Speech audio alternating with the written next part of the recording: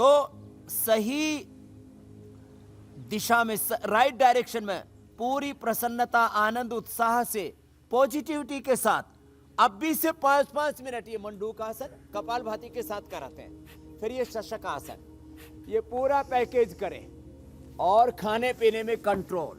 हम थोड़े दिनों के लिए, 1 सप्ताह के लिए हम यहाँ पर 0 ऑयल डाइट कर देते हैं। आज हम बॉइल्ड वेजिटेबल्स को कैसे बनाना है वो भी बताने वाले हैं। बोल्ड खाएं। थोड़े दिनों के लिए शुगर वाले, फैटी लीवर वालों को भी हम 1 सप्ताह में ठीक कर देते हैं। हेपेटाइटिस ए 1 सप्ताह से लेकर के 1 महीने में नेगेटिव आ जाता है। हेपेटाइटिस, लीवर सिरोसिस, या बैठे मेरे साथ, यहाँ जो बहनें दाईं तरफ आप देख रहे हैं, इनमें फैटी लीवर से लेकर के, हेपेटाइटिस से लेकर के, लीवर सिरोसिस से लेकर के, इन सारे प्रॉब्लम्स को मिटा करके बैठे हुए यहाँ पर। ये शशकासन। फिर योग मुद्रासन, जिनका शरीर फ्लेक्सिबल है खुशी की तरह, पद्मासन में बैठो बाबू, ऐसे। फिर वो श्वास बाहर छोड़ करके आगे झुक जाए। जो पद्मासन में नहीं बैठ सकते वो सुखासन में ही आगे झुक जाएं। आगे झुक करके कपालभाति, एक एक आसन आज जो हम प्रतीकात्मक रूप से थोड़ा थोड़ा करके बता रहे, 5-5 मिनट करें। और जिनको शुगर है वो खीरा, करेला, टमाटर का जूस ले लें, यदि हो सके तो उसमें थोड़ा सा चिरायता या कुटकी या कालमेघ। इंसुलिन का पौधा एक होता है, वो हमने बता रखा है, कई बार दिखाया इंडिया टीवी पर हमने। सदाबहार और एलोवेरा, गिलोय, इसका जूस मिला करके, ये खीरा, करेला, टमाटर का जूस में सारी चीजें मिला करके सुबह शाम पिला देते हैं।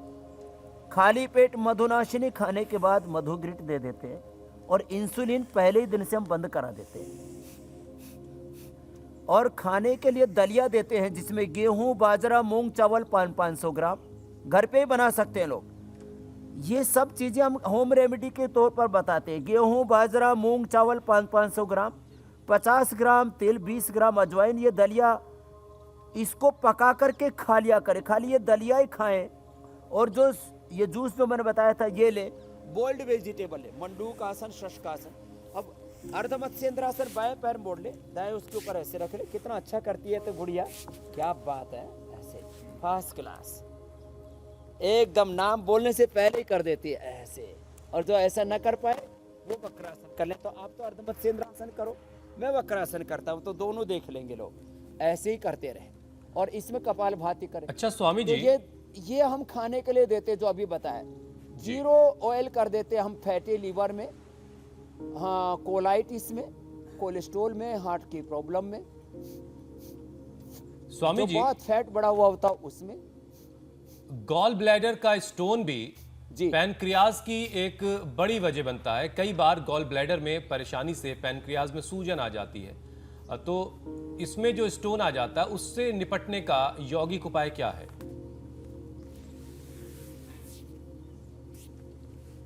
देखो यौगिक उपाय तो ये है, ये वक्रासन, अर्धमत्स्येंद्रासन किया, अब गोमुखासन कर रहे हैं। एक तो 3 लीटर पानी जरूर पिए। मैंने अपना पेनक्रियाज चेक करवाया, अपना गॉल ब्लैडर चेक कराया। पेनक्रियाज में भी स्टोन हो जाते हैं, गॉल ब्लैडर में भी स्टोन हो जाते हैं, किडनी में भी स्टोन हो जाते हैं। स्टोन के 2 मुख्य कारण हैं, एक तो कैल्शियम डिपोजिशन होता है, दूसरा कोलेस्ट्रॉल डिपोजिट होता है। तो एक बात सबके लिए, रोज कपालभाति करते रहे। सप्ताह में 1 बार गोखरू का पानी, सप्ताह में 1 बार कुल्थ की दाल, कभी हो सके तो कोई पत्थर चटा का पत्ता खा लिया। 3 से 4 लीटर पानी जरूर पिए। कभी भी किडनी में, गॉल ब्लैडर में, पेनक्रियाज में कहीं पर भी स्टोन नहीं होगा। और ये कैल्शियम डिपोजिशन खाली पेनक्रियाज में, किडनी में और गॉल ब्लैडर में ये कोलेस्ट्रॉल डिपोजिट होता है। और किसी किसी को तो ब्रेन में, किसी किसी को हार्ट में कैल्शियम डिपोजिट हो जाता है। ये नहीं होगा। ये बहुत बड़ी बात मैं बता रहा हूँ आपको हुसैन भाई। एक तो कपालभाति करें और सप्ताह में 1 बार कुल्थ की दाल रात को भिगोकर उसकी सुबह, कई बार हमने उसका सूप बनाना, दाल बनाना बताया हुआ है। पहाड़ी दाल भी इसको अक्सर लोग कहते हैं। कुल्थ की दाल बड़ी ज़बरदस्त होती है। ये कुछ चीज़ों हमें अपने खान पान में एडिशन करना पड़ेगा।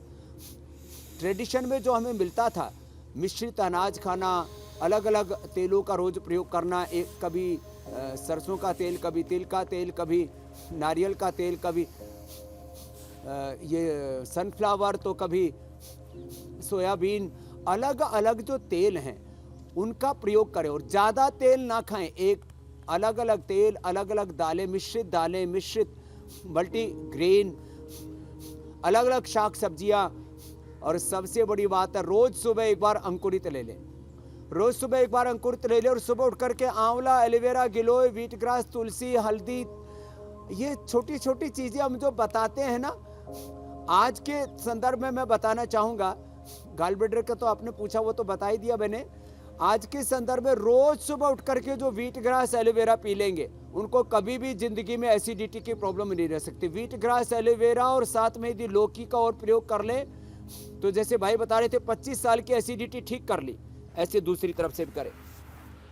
ये बड़ी भयंकर बीमारियां होती हैं, कहने को छोटी छोटी होती है लेकिन बहुत दुख देती है ये बीमारियां। लंबे समय तक ज्यादातर रहती तो है, स्वामी जी लोग समझ ही नहीं पाते है, उससे अल्सर हो जाता है।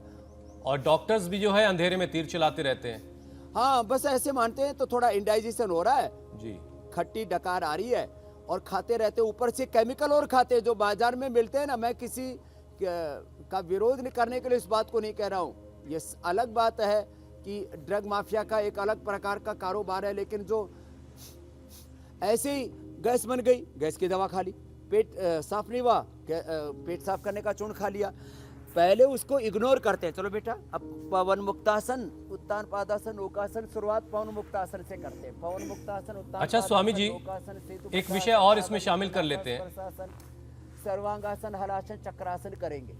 स्वामी जी, कोलेस्ट्रॉल पैनक्रियाज पर किस तरह से असर डालता है? डॉक्टर्स ये मानते हैं कि डायबिटीज और कोलेस्ट्रॉल का कंट्रोल ना होना भी पैनक्रियाटाइटिस की वजह बन सकता है।